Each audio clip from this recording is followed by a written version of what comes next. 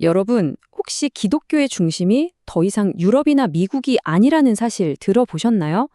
지금 세계에서 가장 큰 종교 중 하나인 기독교 안에서는요, 우리가 알던 지도가 완전히 뒤바뀌는 정말 거대한 지각 변동이 일어나고 있습니다. 오늘 바로 그 놀라운 이야기를 한번 깊이 파고들어 보려고 합니다. 이 문장 한번 보세요. 케냐의 신학자 존 은비티가 한 말인데요. 교회의 중심은 더 이상 제네바나 로마가 아니라 킨샤사, 부에노스아이레스에 있다. 와, 우리가 당연하게 생각했던 기독교의 세계 지도를 그냥 단숨에 뒤집어 엎는 정말 강력한 선언이죠. 아니 대체 무슨 일이 벌어지고 있는 걸까요? 가나의 신학자 콰메 베디아코가 던진 이 근본적인 질문. 기독교는 과연 누구의 종교인가? 이 질문이야말로 오늘 우리가 함께 풀어가야 할 미스터리의 가장 핵심적인 부분이라고 할 수 있습니다. 자, 이 거대한 변화의 스케일을 제대로 느끼려면요. 먼저 시간을 좀 거슬러 올라가 봐야 합니다. 거의 500년 동안은 정말 꿈쩍도 하지 않았던 과거의 중심, 그러니까 기독교 세계의 옛 지도를 먼저 한번 펼쳐보겠습니다. 그 중심에는 바로 기독교 세계, 즉 크리스텐덤이라는 개념이 있었어요.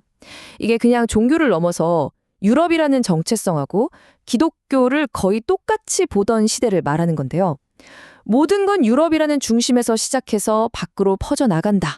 이게 너무나 당연하게 여겨졌던 거죠. 이런 기독교 세계라는 관점에서 보면 선교라는 건 마치 강물이 높은 곳에서 낮은 곳으로 흐르듯이 당연히 서구에서 나머지 세계로 가는 일방적인 흐름이었어요. 서구가 신앙의 심장부고 그 빛을 바깥 세상에 비춰야 하는 뭐랄까 그런 사명감이 있었던 겁니다. 그런데 말이죠. 지난 반세기 동안 그 단단해 보였던 땅이 흔들리기 시작했습니다. 이건 뭐 말 그대로 인구 통계학적 지진이 일어난 거예요. 세계 기독교 지도가 완전히 새로 그려지게 됩니다. 자, 그럼 먼저 기독교의 전통적인 심장부였던 유럽과 북미부터 한번 들여다보죠. 한때 신앙의 중심지였던 바로 이곳에서 지금은 과연 어떤 일이 벌어지고 있을까요? 이 숫자 좀 충격적이죠? 7,600. 이게 뭐냐면요. 매일같이 기독교 신앙을 그만두는 사람들의 평균 숫자입니다. 한때 전 세계를 이끌던 그 신앙의 심장부에서 이렇게 거대하고 빠른 썰물이 지금 빠져나가고 있는 겁니다. 하지만 이야기는 여기서 끝나지 않아요. 서구에서 썰물이 빠져나가는 바로 그 순간, 지구 반대편, 특히 아프리카와 라틴 아메리카 같은 남반구에서는 정반대의 현상이 나타나고 있었거든요. 바로 폭발적인 성장이죠.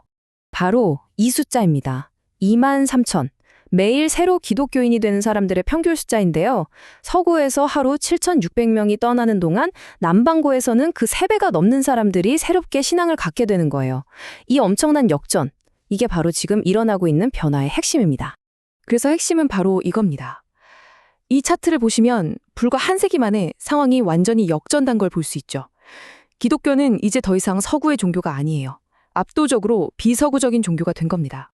그렇다면 이 거대한 인구 이동이 그냥 숫자만 바뀐 걸까요? 아니요, 절대 그렇지 않습니다. 이건 선교, 즉 신앙을 전파하는 방식의 본질과 방향 자체를 뿌리부터 뒤흔드는 정말 근본적인 변화를 의미합니다.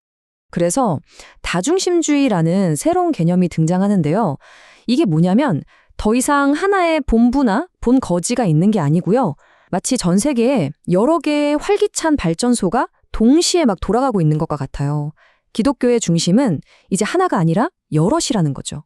신학자 앤드류 월세 이 말이 바로 이 새로운 현실을 완벽하게 보여줍니다. 기독교 선교는 어떤 지점에서든 시작될 수 있고 어떤 지점으로든 향할 수 있다. 정말 놀라운 변화 아닌가요? 선교가 이제 모든 곳에서부터 모든 곳으로 향하는 그런 양방향 고속도로가 된 셈입니다. 이걸 바로 역선교 현상이라고 부릅니다. 예전에는 서구에서 아프리카로 선교사를 보내는 일방적인 흐름이었잖아요. 이제는 그게 완전히 뒤집혔어요. 아프리카, 아시아, 라틴 아메리카의 교회들이 오히려 세속화된 유럽이나 북미로 선교사를 보내고 있는 거죠. 정말 놀라운 광경입니다. 자, 그렇다면 선교의 방향만 바뀐 걸까요? 아니요. 이 새로운 현실은 선교의 내용과 방식, 그러니까 무엇을 그리고 어떻게 할 것인지에 대해서도 근본적인 질문을 던지기 시작했습니다. 그래서 등장한 게 바로 이 선교의 5가지 표지라는 일종의 새로운 청사진입니다.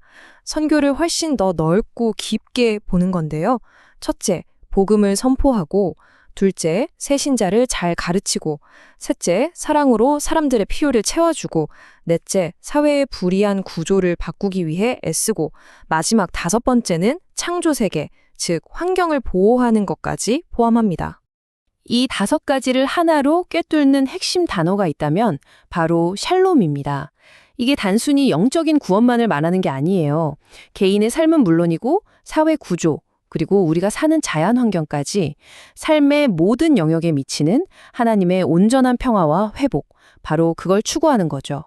그리고 이게 그냥 멋진 이론에만 머무는 게 아니고요. 실제로 전 세계 현장에서 구체적인 행동으로 나타나고 있습니다. 우간다 캄팔라 거리에서의 선교 활동, 런던에 버려진 땅을 공원으로 바꾸는 환경운동, 또 브라질 목사님의 사회정의 활동처럼 말이죠. 500년 만에 일어난 이 거대한 지각 변동, 아직 끝나지 않은 이 이야기로부터 우리는 과연 어떤 걸 생각해 볼 수 있을까요? 앤드류 월스는 이 현상을 이렇게 표현했습니다. 하나님께서 낡은 교회의 균형을 바로잡기 위해 새로운 교회를 부르셨다. 마치 기독교 세계 전체의 균형추가 이동하는 그야말로 역사적인 규모의 사건이 일어났다는 걸 완벽하게 보여주는 말이죠. 이야기는 아직 끝나지 않았습니다. 이제 진정으로 세계적인 종교가 된 기독교는 앞으로 또 어떤 새로운 대화를 시작하게 될까요? 이 새롭고 다중심적인 현실은요, 아마 우리가 아직 상상하지 못했던 방식으로 우리 모두의 세계를 계속해서 만들어 갈 겁니다.